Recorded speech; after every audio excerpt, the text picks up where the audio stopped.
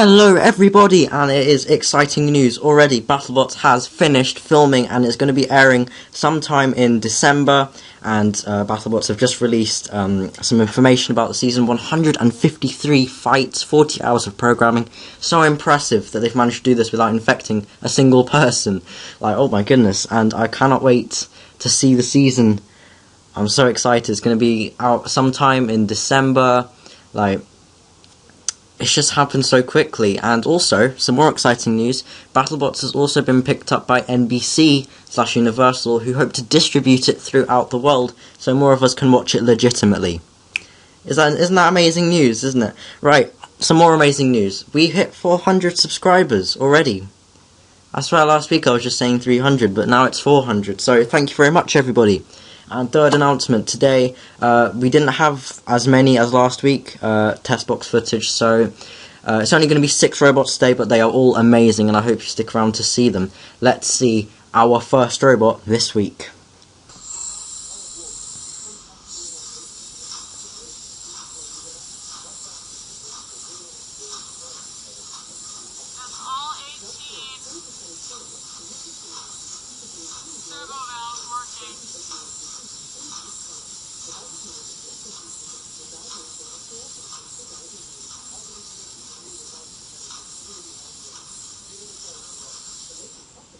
Look at Chomp go!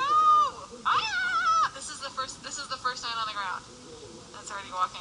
We have the. I never thought I would see the day where a 500-pound walker gets to fight in BattleBots. That is Chomp, the new Chomp. Just look how amazing it is. Just looking at it walking, it just looks so complex. And the team are fantastic. How on earth have they managed to make something like that? And look at the size of the weapon turret. This thing is massive.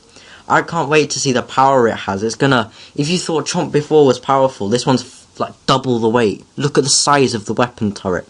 It's got like 4 pneumatic tank things. It's got legs. It's gonna be the first 500-pound walker ever to fight in BattleBots, and that is amazing. It also has a flamethrower because Chomp has everything, it seems.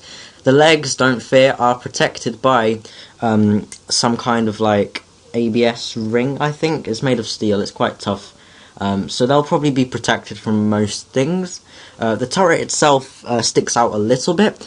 I just really hope it doesn't get damaged too badly because it looks really complicated and it'll probably be so hard to fix. So wow, it's just fantastic. It walks really briskly as well, actually. There was another video, not the one that I just showed now, where a team member is sitting on top of it and it's walking at least 3 times the speed. So don't be worrying about that. It's very impressive. Probably one of the most impressive machines we've seen ever. It just looks highly machined, highly unique. I've never seen anything like it. I'm very excited for Chomp. The team have done an amazing job with it. So let's see our next robot.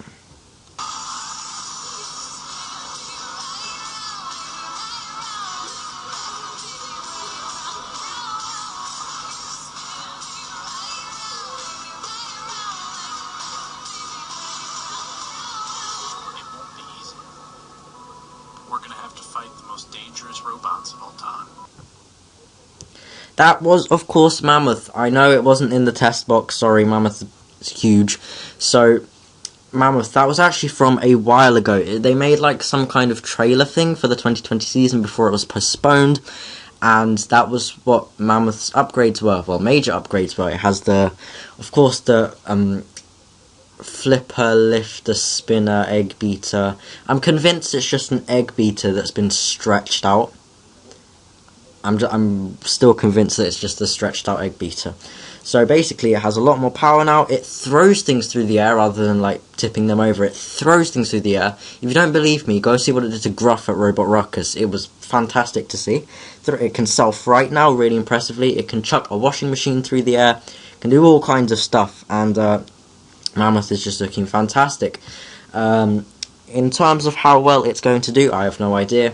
Mammoth is really unpredictable because if you put it up against something like, I don't know, Daisy Cutter, then it will probably win. And obviously it won against Axe Backwards last year through just being so unpredictable and weird. But it had 2 losses to Uppercut and the other one who I forgot. Gemini. It lost to Uppercut and Gemini. So Mammoth is a really, really strange bot. I don't know how you would plan to fight this thing. It's a lot tougher than it looks. Like when I thought, when it fought against Uppercut and Nightmare, I just thought that those pole things were going to get sheared straight away, but they held up really, really well, and I was very, very, very surprised at how tough it was. So don't underestimate Mammoth, because it's got a lot of surprises in that massive rotary lifter thing. Let's move on to our third robot.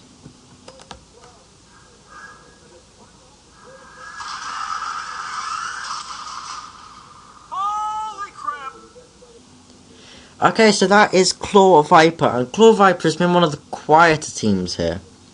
So I don't actually know that much about them. I think, because obviously it was lifting Big Dill over there, who is the Warhawk team. So I'm guessing maybe they're another branch of the Warhawk team, or friends of the Warhawk team, I have no idea. But anyway, it's like Complete Control, but less wedge. It's much more boxy than Complete Control. It's another one of those like lifter, grabber, suplex robots. We've been getting a lot of them this year, actually. And Claw Viper, I believe it fought at Robot Ruckus a while ago, but I don't know anything about it really, apart from that suplex. I don't know how tough it is, what it's armoured in. Let's have a look at some of the parts that it's made out of.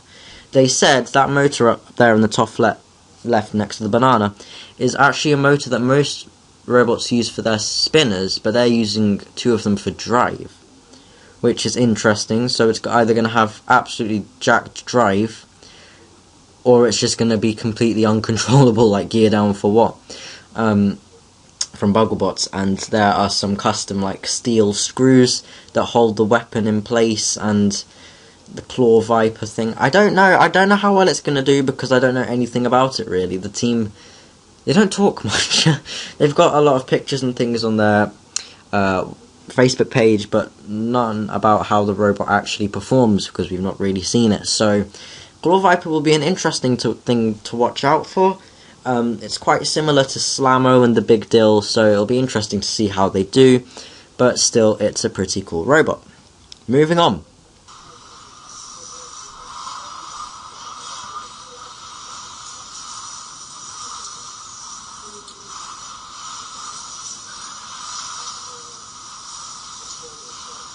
That was, of course, Slapbox, and I'm actually a very big fan of Slapbox. I really like how it looks. It's just so cool. It's like it looks so modern, but the thing is, the robot is so, like, not original. Like, it's a box with a lifter. We've seen them for a while, but I love the paint job on it. Yeah, it just looks fantastic, doesn't it? The 4 different coloured wheels, especially, that looks great. In terms of the lifter, it's kind of like, I'm guessing, Panic Attack from Robot Wars? I don't know. It's like, it's a really strange lifter because it sticks out really far in the front, and then it just sort of lifts upwards. So I'm guessing it's not meant to flip things over and more meant to lift things onto the top of the robot. It's really weird. So it's got different configurations for the front. That is just one of them. It's got some anti-spinner things as well there. And yeah, so it fought a Robot Ruckus, it fought Extinguisher, like many of the robots that didn't have spinners it fought there. I think it fought Axe Backwards as well. I don't really watch those fights, but I assume it did pretty well, because as we saw in the test box there, it's pretty quick, it's pretty nippy. Those wheels though, the back wheels are a bit unprotected, the front ones are a bit more protected obviously, so again, Slapbox is just another one of those robots where we'll have to see how it does in the arena, because it's only recently that we've started getting lifters like Slapbox and Big Dill in such a large number, and they're all really different. So if you haven't really seen a robot fight against the spinners of BattleBots, then it's hard to tell how it's going to do in the competition. So Slapbox is just another one of those, we'll have to wait and see how it does, because I have absolutely no idea kind of robots. Let's move on to our next machine. Oh yeah, there's some pictures of Slammo, I forgot I put.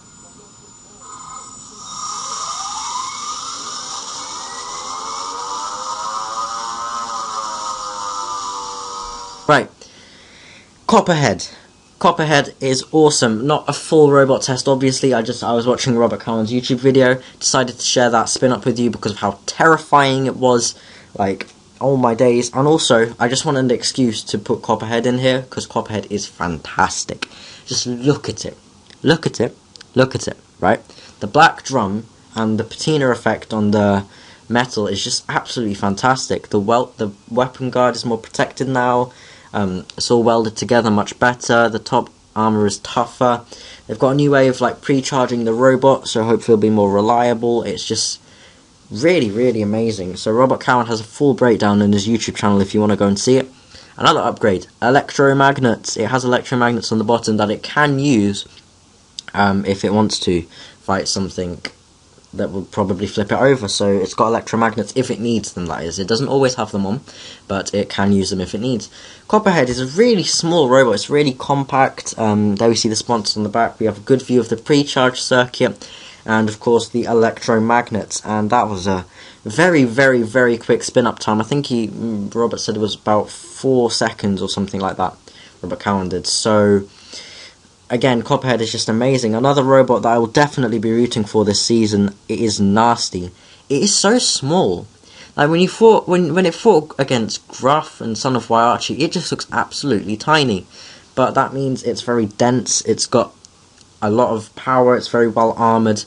As for the exposed wheels, if you're gonna start shouting about that and saying, "Oh, it's a crap robot because it has exposed wheels," then no robot is perfect, alright? It's like, you can't design a robot without weaknesses, and Copperhead's wheels actually help it, because it's very maneuverable. It can gyro dance and spin away and do all sorts of great things with the large wheels. Again, not sure how well it's going to do. Probably very well, because they've really thought about the design this year, and it's going to be a very, very nasty spinner in a field of what looks like lifters. So if you throw a big drum spinner in there against Gruff or Big Dill or Claw Viper or Slapbox, it's probably going to win. So I have high hopes for Copperhead.